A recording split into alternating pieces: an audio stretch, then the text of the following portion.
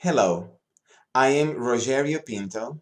I am the Associate Dean for Research and a professor at the School of Social Work at the University of Michigan. Last spring, I began a series of online forums about the COVID-19 pandemic and issues of stigma. Who was being affected by the pandemic? How were they being treated?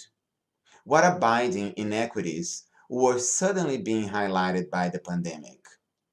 On March 25, 2020, an African American man, George Floyd, died at the hands of Minneapolis police. This event was almost immediately recognized as a turning point for race relations in this country. I invited four African American men to discuss Floyd's murder and its implications. The following week, I invited a group of African American women to use the same starting point for a discussion that turned out in some ways to be very different. I hope you will enjoy this rich and far ranging discussion. I would like to thank all of those who originally participated, and I thank you for watching.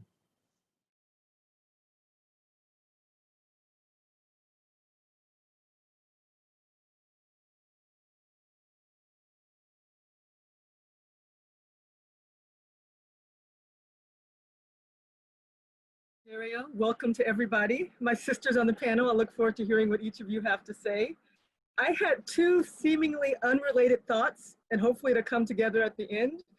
But I've been watching some of the Kimberly Crenshaw podcast, and so this idea of racial violence stemming from the desire to exploit and control Black bodies. So starting with slavery, going to sharecropping, going to Jim Crow, and actually a violent reaction to any time Black people are more well off than white people.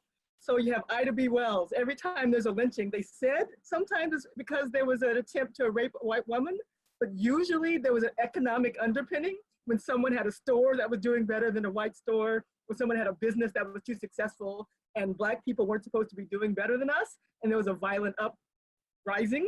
Particularly, people are thinking now about Tulsa, Oklahoma, the same thing. Greenwood was where there was lots of economic prosperity. And for some reason, not for some reason, because of this jealousy that Black people aren't supposed to be doing better than us, there was both a national and local violent response that killed hundreds of people. And then when I think about that in my individual family, I have a great grandfather, so my grandfather's father, who owned land in Alabama, and white farmers nearby just thought they could come take his timber and steal from him because he was a Black man and shouldn't own anything. And he got angry and responded. And he knew there was going to be reprisals, so he ended up killing himself, but making sure his family was safe. And they lost the land, and somebody white bought it very, very cheaply. So that's in my own personal family, thinking about this economic exploitation. So when we look at the inequities in income and wealth now, it's not just that we don't know how to start businesses, we don't know how to build wealth, we don't know how to manage our finances, but there's a whole historical climate where when people tried to do something and better themselves or wanted their 40 acres and a mule, there was like usually a violent reprisal, right? And so that's one thing I think about when I think about this, so that when people kind of want to speak up for themselves and to control their own lives and bodies, is also often a violent backlash. And then the second point that seems unrelated, but hopefully I'll make together, Black women face particular issues within institutions. And so in the context of affirmative action, it's kind of like a twofer. You're kind of a Black woman and you're Black and you're a woman.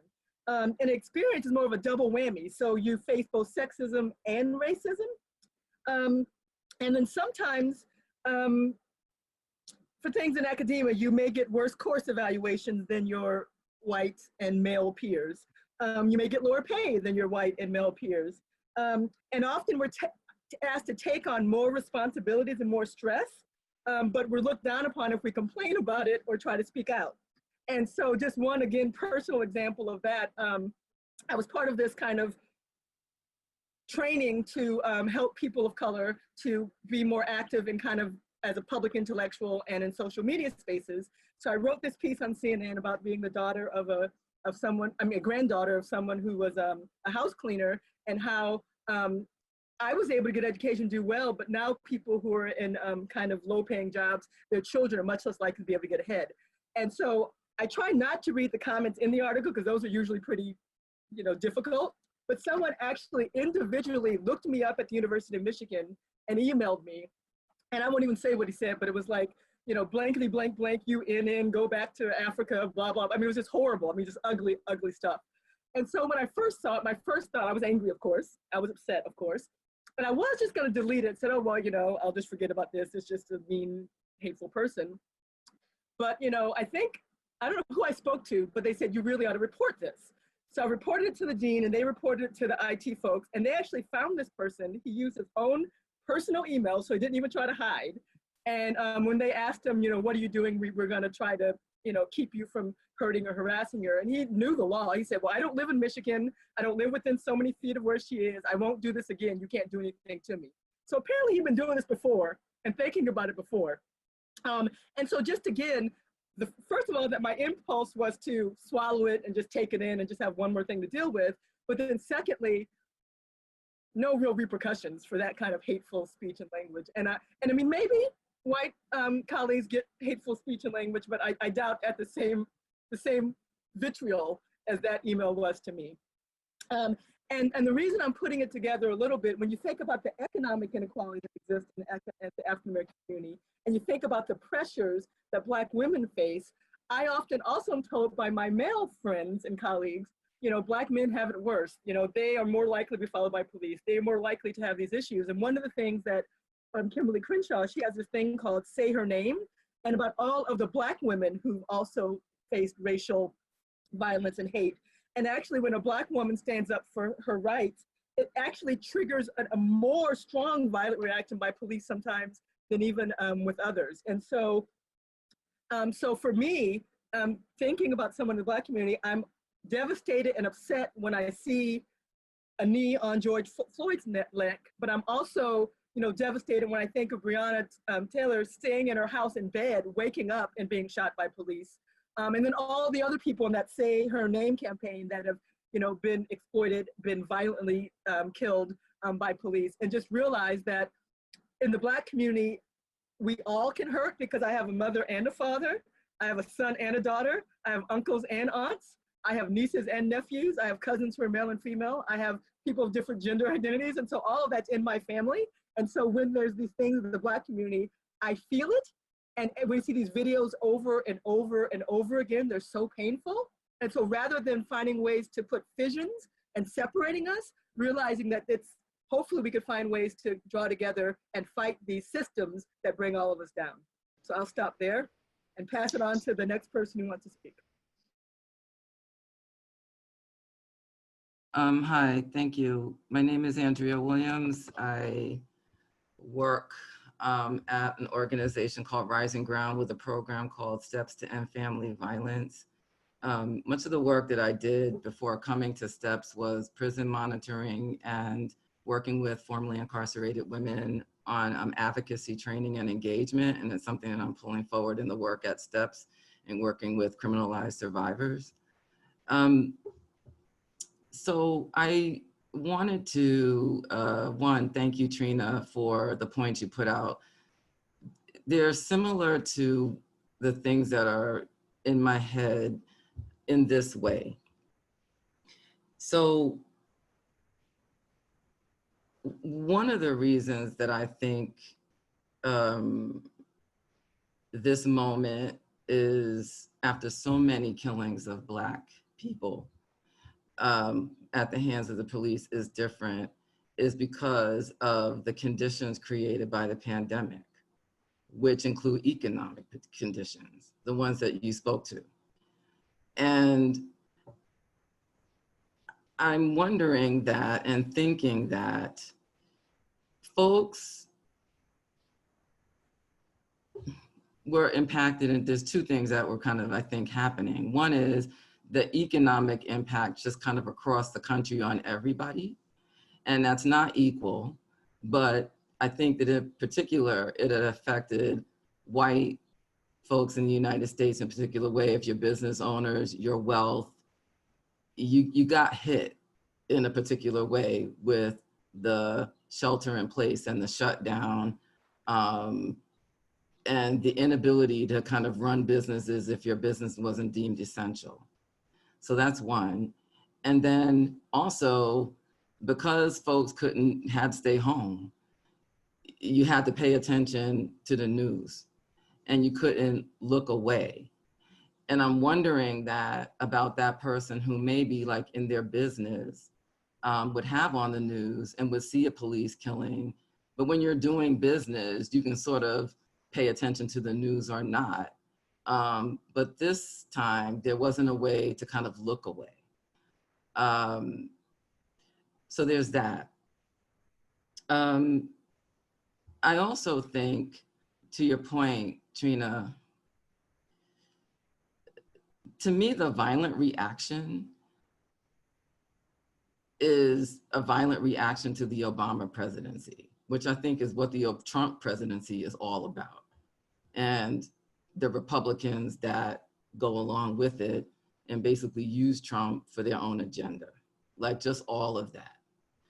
So those are the things that are foremost that I'm thinking about. Right now, I'm doing research on my family history. I live in the town where I was raised. My grandmother was born in this city, Hackensack, New Jersey. And the church that we helped build, I have several family members who are charter founding members of the church. They built the church. And it's celebrating a centennial. And so it's been interesting at this time to work with my cousin and do the research to try to give them information about our family members who are among the families who were founders and get pictures and things. And the way that that has me thinking about, one, it just brings me joy to know roots. It connects me to a moment when Trump was elected, I actually very intentionally focused on my ancestors and how we had to move through this kind of thing. And it's similar now, being able to go through and think about them and their history and what they had to weather. But then also think about that in real terms, like for the Black community in the United States, thinking about the things that have pulled us through these kinds of moments historically. And that connects also to the Juneteenth celebration, facts about it, what it means, and that kind of thing. So those are the 2 points that are just kind of on my mind that connect very much, Trina, with what you were sharing. I'm Yatisha Robinson. I am on the Phil faculty at the University of Michigan School of Social Work. One of the things I like to say is I don't know the answer to question number 1, which is what is making this different? And I've been wondering that a lot. But one thing that comes to mind is the murder of Ahmaud Arbery. And I don't know that we can look at what's happened to George Floyd without coupling it with the murder of Ahmaud Arbery, because I believe that whatever's happened in the reaction across the nation, Ahmaud Arbery's murder set the tone for it. And one of the things I questioned about that is I think that white people and other people saw themselves in Ahmaud Arbery as a person who was running, exercise like so many people in America, and running in a good neighborhood and near his home, doing what he was supposed to do. And they saw with their own eyes this person be run down, harassed, and gunned down in the street. Also, Ahmaud Arbery's photos are very friendly. He looks like a model citizen. And I think that the buy-in came with him, and people were already ripe for change. My daughter, who's a college student, brought to my attention some conservative white women who were speaking out on Ahmaud Arbery's death. And she said, man, if they're waking up, you know, we got somebody's attention, because they usually are not saying things that are legit. So in thinking about George Floyd's, what's happening to him, I believe that Ahmaud Arbery's murder fueled some of this, especially because it happened so quickly right after. And I agree with Andrea about COVID-19. I think that some of the things that we were taking for granted, people have become more aware of. Being at home gives you time to think and ponder. I think some of the liberties that we've taken for granted, we've been pondering that as well. And so there's so many ways that being isolated and quarantined for COVID-19 has affected our psyches. I believe that we can't separate that as well. So that's all I have to say. Okay, so my name is Lady Carlson, and again, I live in Baton Rouge, Louisiana. And I've been noticing that I'm the only gray-haired person on this call. So I think I may be the oldest person on the call, which is good. But this is my reflection, and I've been, since I've been in been sheltering in place or whatever, I've been writing a lot. But my grandmother raised me, and I used to say that I was born a sharecropper because I learned all the stories about both slavery and sharecropping from my grandmother. Her mother had been born, I think, around 1865, and they were from Trinity, Texas. And I knew the story of Juneteenth because, again, I'm from Port Arthur, Texas, or maybe I didn't say, I'm from Port Arthur, Texas. And my grandmother would always say that they found out, and it was a little confusing. I think what she was telling me was that they found out 2 years after Lincoln signed the Emancipation Proclamation about it. It didn't get to Texas until 2 years later.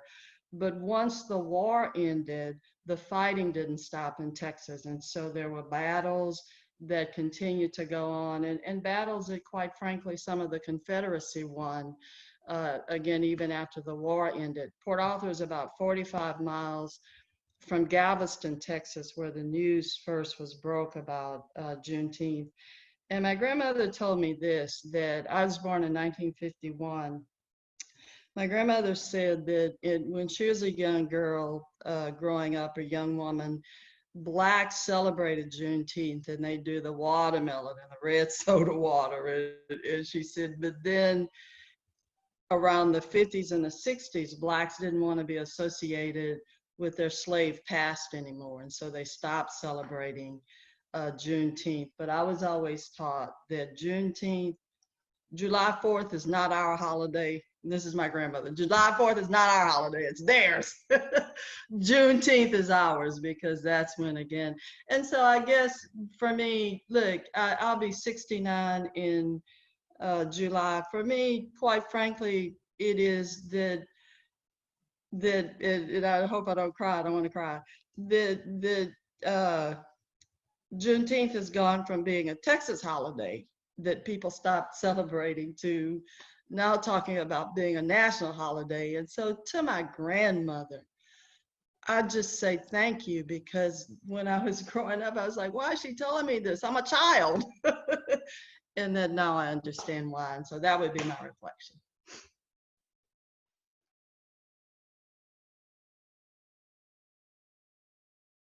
So thank you all. It's been lovely to hear.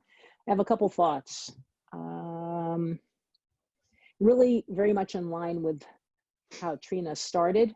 What this time period has caused me to do is to think and read deeply and to relearn some things I thought I knew well.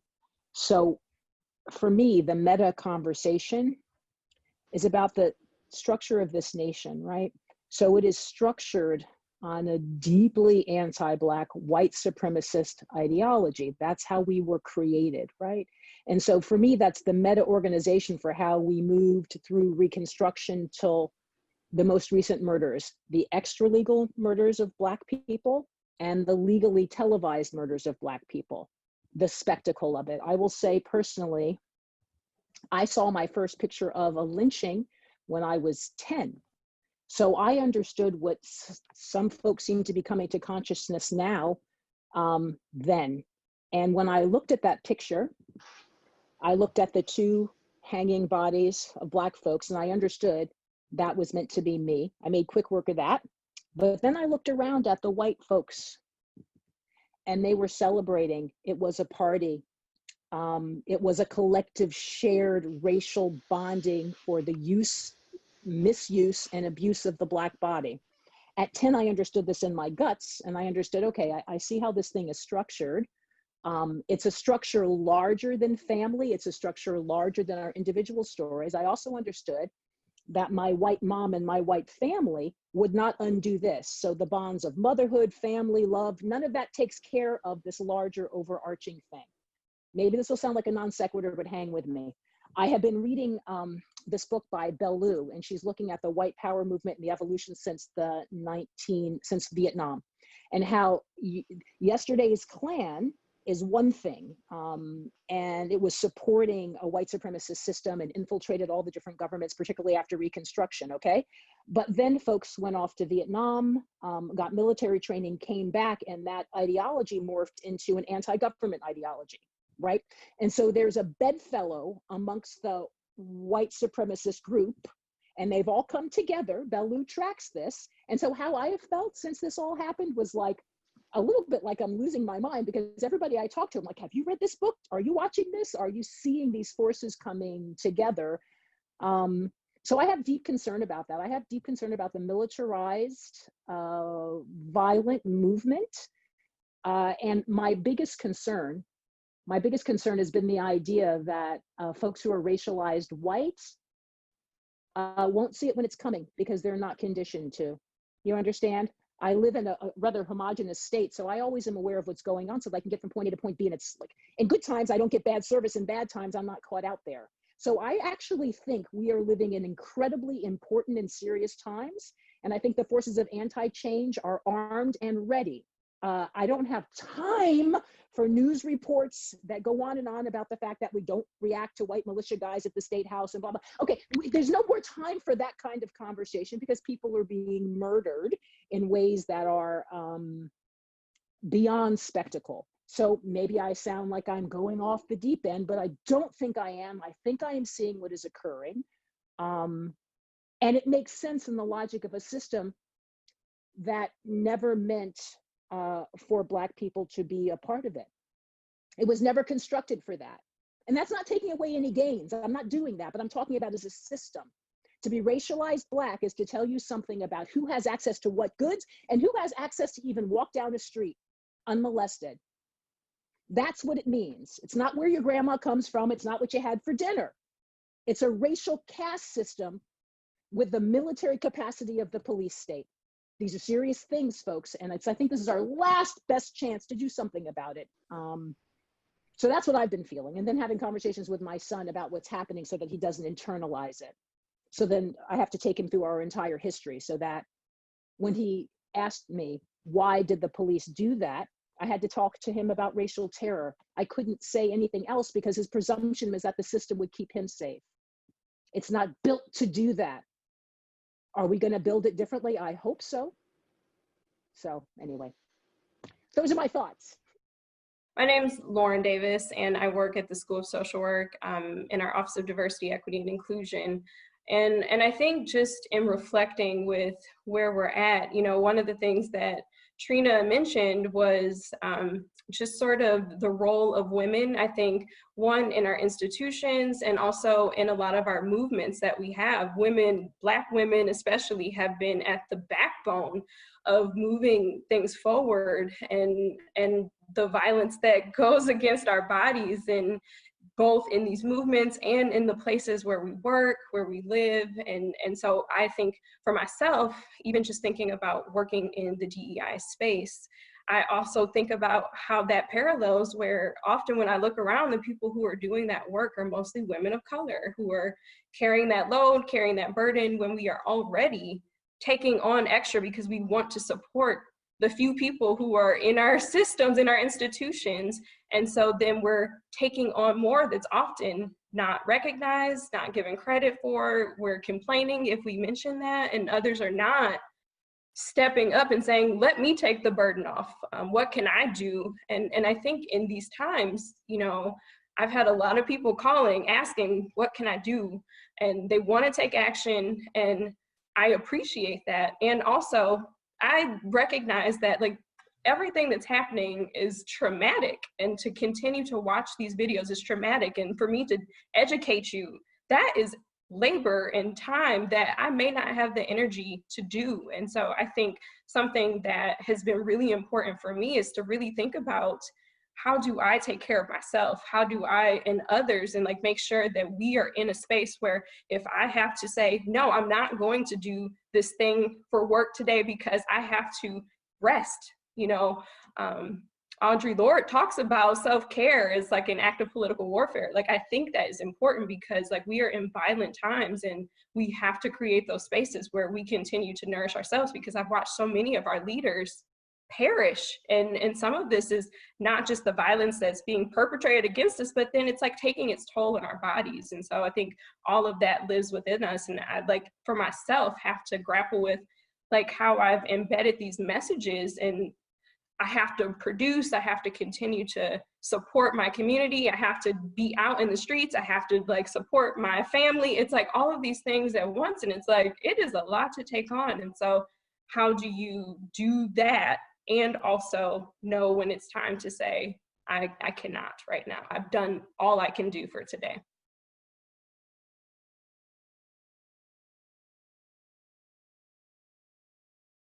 This is a tough issue. The one thing that I keep coming back to is just pick your battles. So if I'm assigned to teach a class, I'm going to make sure I take care of the kids or the students in that class. I mean, my family, I have to, so on the weekends, I try not to look at emails at all and just spend time with my family.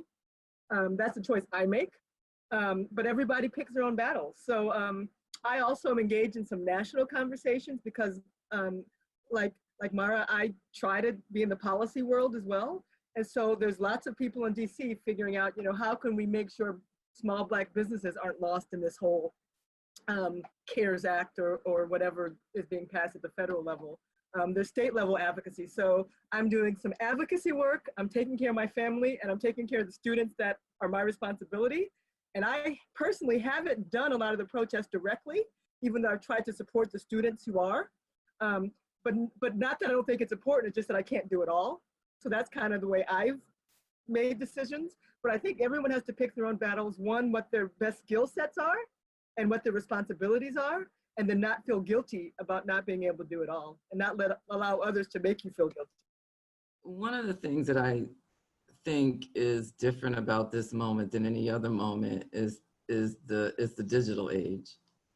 And we see, at least in my neck of the woods, but I think all over, that we see decentralized leadership on the ground where people are organizing. Like Black Lives Matter movement is decentralized, not reliant on kind of one leader that people kind of rally behind and get behind.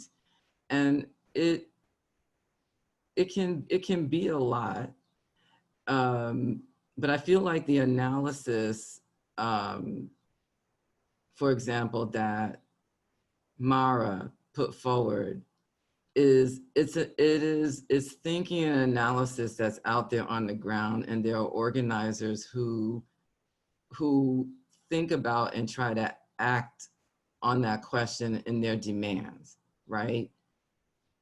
As a way of trying to really get at dismantling, get to the roots, right, of the system. And so I think that's very important work.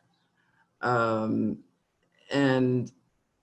we need to kind of pay attention to and take care of the folks who, and join in, right, that work. Because I think it's joining in that work that's gonna move us to trying to dismantle. And I agree with you, Mara, that I thought you put it beautifully, that we are underestimating, like if we just kind of look at what mainstream media puts forward, we're underestimating what we're up against. We need to read between the lines. And that's why, for me, I go back to my ancestors. The question on the table, for example, I keep asking the question because I don't know, why did the relatives that founded the church along with other families, why did they migrate from Virginia to New Jersey? I don't think they were fleeing. That's not a story, fleeing per se, like some people in the South did. They were fleeing a very specific terror. But I'm gonna study the times and find out what was happening in Richmond, right? Because what you described, Mara, is a continuum. This is not, it has unique points about this moment, but it's a continuum if you look at the history. If you know the history, look, this is what happens to us continually. And you look at the sister who, she's one of the Black Lives Movement leaders, and her video has gone viral where she's talking about the police violence and why people are reacting with, quote, looting. And she gets very emotional about it. And she talks about how she was taught this point as an organizer, because anytime, and Trina, you pointed to this, anytime within the system, we followed the rules of the system and we built and we succeeded, we got killed or burnt, or, right? So the thing that I think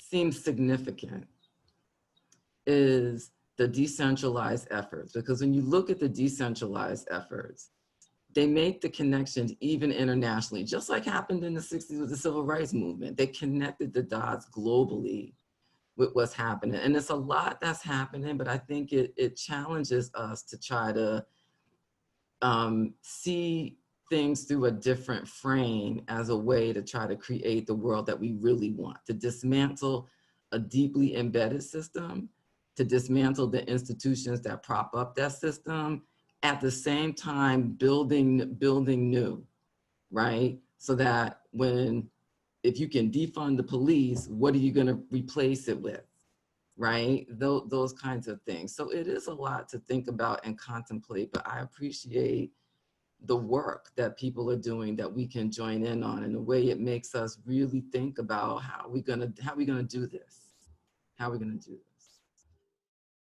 I'll tell you what's encouraging to me, and again, I'm almost 70 years old. What's been encouraging is I think Blacks have always understood the struggle. What's been encouraging is that there are young whites that are protesting. So it's not just Blacks anymore. And you know, Dr. King had people, whites that protested, but not a lot, you know, in that letter from Birmingham. And so that to me is encouraging. And then our organization in Louisiana is doing tomorrow, as a matter of fact, a gathering of clergy, and we're launching what we're calling 10,000 conversations across the state, where we really are pairing up white churches and Black churches, and not to, you know, because I think we all do those kind of kumbaya moments. I'm okay, you're okay, I like you, you like me. This is really to have both hard conversations about race, but I don't know, I know that if you think that Louisiana is kind of like, you know, we're late to the party, and so now we're getting this move to develop Washington style politics in Louisiana. We have a very, very conservative legislature. Everything they've done has been for the business community. And so this is to say, number one, we're reimagining Louisiana. We're not going back. And how do we have those hard conversations so that we can start really enacting policy change? So I agree with Lady that this needs to be a combined effort. In my opinion, there are going to be some things that need to be done by Black people and led by Black people. And I think namely, it needs to be about rebuilding the Black family. You can't look at supporting the Black woman separate from her place in the Black family. And Black women are leading Black families in a lot of contexts. And we need Black men alongside us in that effort. So the Black family has been destroyed, shut down, and broken in many ways by many systems that are designed to break families. So that is a charge that really needs to be a Black movement, done by Black people, designed by Black people, conversations like really figuring out how to solve that. However, these larger, more macro issues, we have to be combined with all conscious people. And I believe that there's always been the battle between the conscious and the unconscious. And the battle between this battle has always been full of diverse people from all cultural backgrounds who are awake, and they are fighting injustice. Even when that fight doesn't personally benefit them, they fight that injustice because they're led to, through their consciousness, their humanity lead them to act. And so those are the people all from all backgrounds that is necessary to have unity and to fight this, because the white supremacists, they're too numerous to try to do this with any one race. We have to combine everybody, the people who are conscious, who are fighting against hate. Last thing I want to say about that, I know we're talking about anti-Blackness here, and that is very, I love that Rogerio, and bow down that he is naming that this is very unique. However, we have to have the attitude as a country that, and as a field of social work, that we're not going to tolerate injustice, and that injustice is shameful, and you're going to be called out in a bad way if you are going to do that. And that is not just anti-Blackness, but that's a lot of different things. But once we get into the energy of fighting injustice and naming that anti-Blackness has been a unique place in that, I think we can make some progress. Okay, I'll go quickly. And Yatisha, I think you just sort of picked my brain and said a lot of the things that I was thinking. And I think, you know, especially Lady, as you were talking about like having those difficult conversations, I think that's the thing that I hope at the very minimum sustains through like what's happening right now, because I think all of this attention will eventually die down. And so like you want movement to continue to happen. And I feel like people don't necessarily know the role that they have in like changing policy, but at a very minimum level, I think you have an obligation to continue to have these difficult conversations with the people that you're in community with, and starting to ask those really difficult questions, and getting to the root of like how people are thinking about things, and challenging them. And, you know, to Andrea, who you've talked a lot about history and knowing your history. And I think it's also really tough because we're in a country where our history is false. Like what we've been taught is false. And so a lot of people don't know the true history of our country and how race was constructed. And so how do you dismantle a system that you don't even fully have an understanding of? So it's really a lot of unlearning, relearning new things, and then trying to move forward, because I think people are in a place where they want to act, but haven't necessarily done that internal work to be in a place where they're actually going to be of service in the movement. So the thing about history is really, really deeply important. So if you take the framework of the construction of this country, this white supremacist ideology, and you could look at source documents, right? It was constructed that way. And so the history that we are taught that systematically excludes truth is really important. So that's a K through 12 thing. So there are going to be cohort differences here. So everybody who is 35 and older or 25 and older, it's going to be a different strategy for folks coming to consciousness around actual real American history. But however, young people who are learning now, because education is so local, I mean, teaching tolerance, all of that, I mean, we have to have accurate American history. That would be huge, because young people who are coming up now, they won't be burdened in the way that those of us who are older are, because they would have accurate history. Even though I know a lot of history, I've learned a lot of late. I listened to a little thing on NPR Here and Now with Professor Doherty, right? Do you know him? I can't remember what university he's at, public policy and economics. Anyway, he was talking about these race murders, these white mob race murders from 1867 through 1920. People know Rosewood, people know Tulsa, but there were 30 of them. I hadn't known that. I teach history. I was like, 30? Wow. And they were all over, and they were for slightly different reason, but the overarching thing that captures them all, part of it's the resentment piece, but part of it is the white racial anger of a sort of vitriolic sort that leads you to do things like lynch and burn and take body parts. We can't back away from that. It doesn't mean individual white folks hold that, blah, blah, blah, but that has to be unpacked. And if we don't want to be that, we have to look at it and we have to teach it, because I tell you, young people, I teach undergrads, they are an open-hearted lot. It won't be so much work going forward because they won't be socialized the way that, I'll speak for my own age group, I'm 51. It's a different sort of an exercise. And Lauren, you need not educate everybody. They can get a link, get accurate American history. Get accurate American history. I can tell you where my family was, like you're doing, Andrea, where my great-grandfather was born, and I could understand because I can lay history over my thing. But people racialized white should understand that too. Did you get 160, did you get 140 acres with the Homestead Act? Awesome for you. You got to generate that. We didn't get a 40 acre and a mule. What does that mean?